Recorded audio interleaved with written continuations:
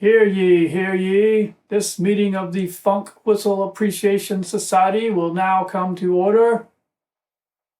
Anyone? Anybody?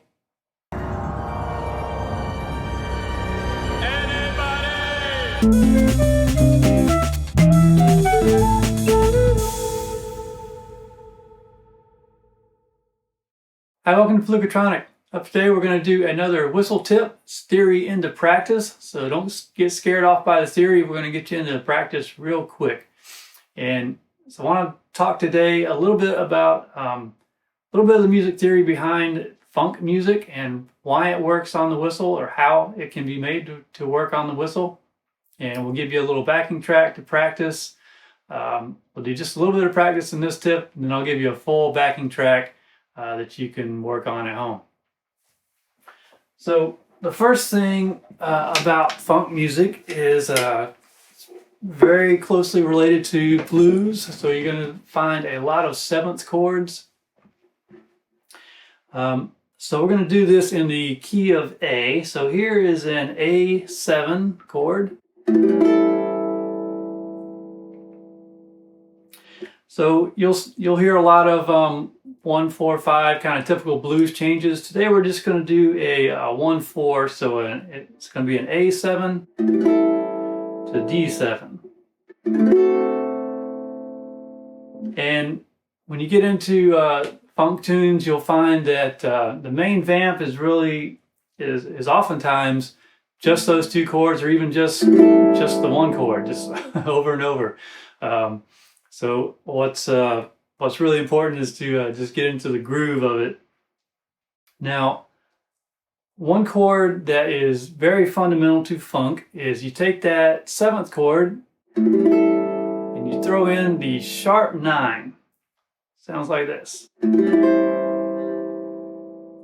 Okay, so that is you'll find that, and like I said, sometimes the vamp will just be on that sharp 9 chord.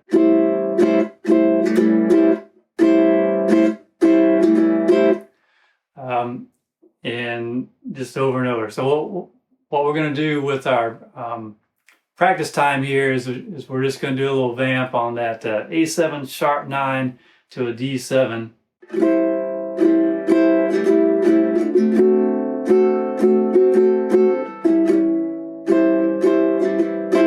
Okay, so that's kind of the theory behind it. Now, how does that relate to the whistle? Well, I'm going to give you, if you look at the A7, just the A7 chord by itself, and I'll give you that over here, the scale for an A7. This is a mixolydian, and again, don't get scared off by the musical terms, but this is an A mixolydian scale. If you notice, the notes are A, B, C sharp, D, E, F sharp, G, and A. So if you look at those notes, and you can go above and below the fundamental there, you should notice something very familiar. This is just the D major scale starting and at the A spot. So you're starting at the 5th note of the scale. So what that means is you take any D whistle, and the notes on that whistle fit over your A7 chord. So, if I start with the A, I can go up and down from that note, and they're all going to fit over the A7.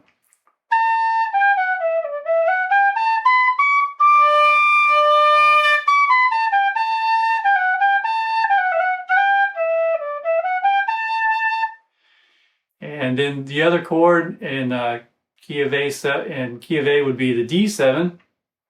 So if you think about that chord, that includes the flat 7th, or the C note, right? So you're probably familiar with that. It's kind of the one very common cross fingering chord for a whistle.